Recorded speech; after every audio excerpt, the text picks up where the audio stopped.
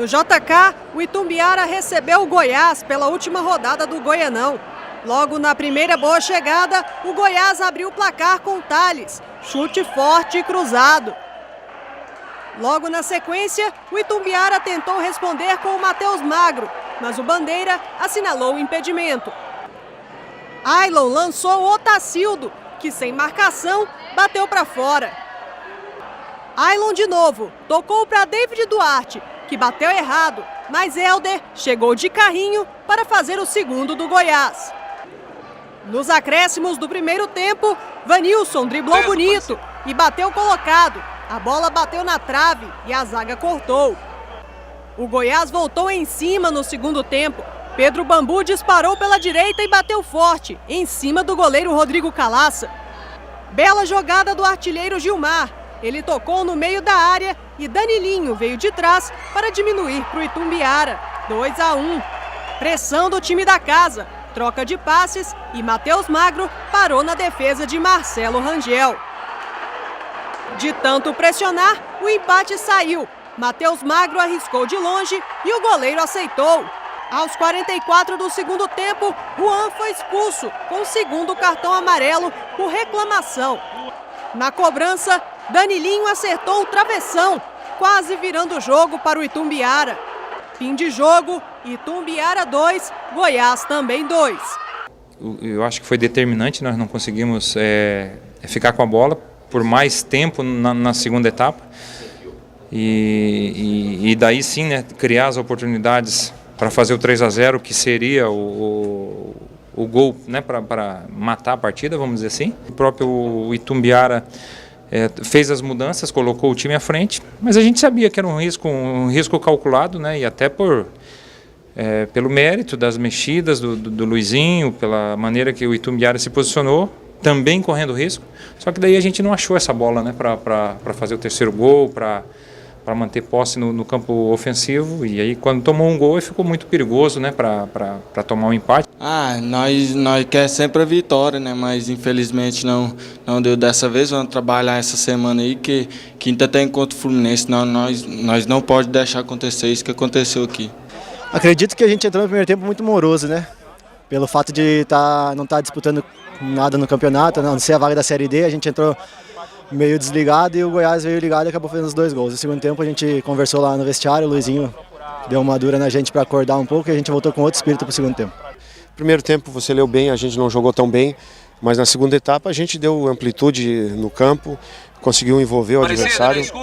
Tive que mexer um pouquinho com os caras no intervalo, mas também a gente tem que entender, né, que de toda a pressão você escapar do rebaixamento e alcançar uma primeira meta, que era fugir do rebaixamento, e em algumas situações você se acomoda um pouco, o que aconteceu no primeiro tempo.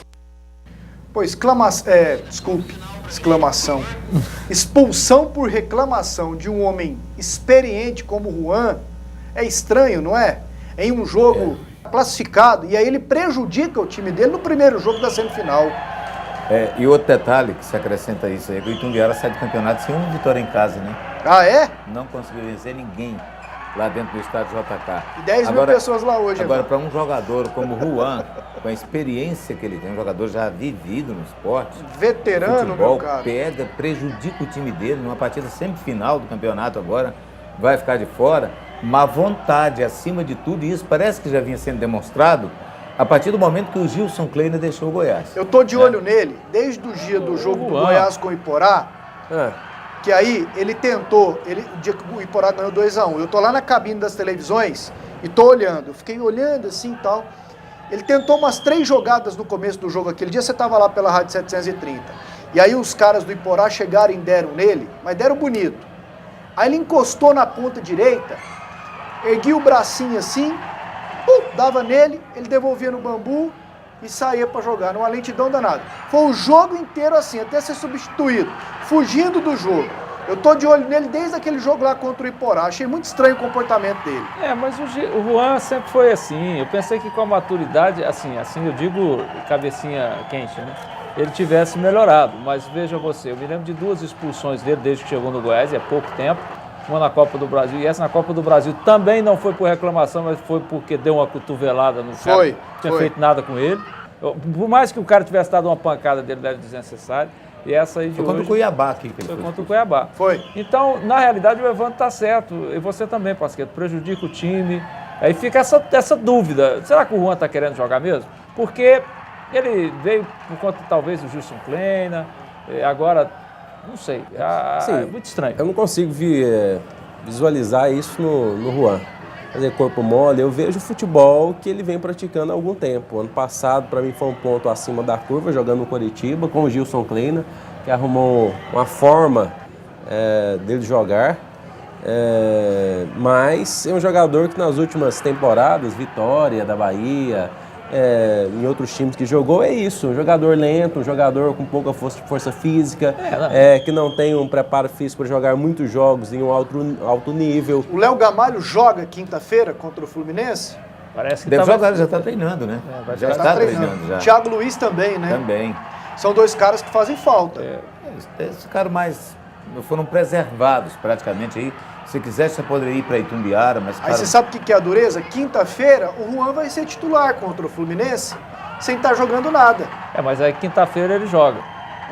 Agora, joga. O Juan, uma coisa já está certa. Desde que ele saiu do Flamengo, ele... Quer dizer, tempo que assim. O ápice dele foi no Flamengo. Ele jogou também no São Paulo, antes do Flamengo. Jogou no Santos. Mas depois que ele saiu do Flamengo, o rendimento dele caiu. Ele, assim, não era aquele jogador que... O Juan, na verdade, eu nunca achei ele assim, um super jogador, mas era um jogador de alto nível no Flamengo e tal. O cara jogou no Arsenal, ele lateral, não é bobo, mas parece que agora ele não está querendo. O Juan joga livre, gente. Tem muito tempo que eu falei. Contra o craque de Catalão, aqui na Serrinha... 3-2 Goiás. Colocaram um volante lá para marcar, ele não jogou nada. Contra o Iporá, que eu citei aqui. Ele não joga, por quê? Porque ele é lento, né? Os dribles dele não são rápidos, ele precisa de espaço para dominar, para tocar, para girar, fazer 1-2. Tanto é que quando tem um jogador encostando nele ele um pouco mais à frente, ele vai caindo do lado, ele vem buscar nos volantes, ele vai buscar com os zagueiros. Por quê? Porque não tem velocidade de movimentação, nem velocidade com a bola nos pés. Sobrevive das faltas.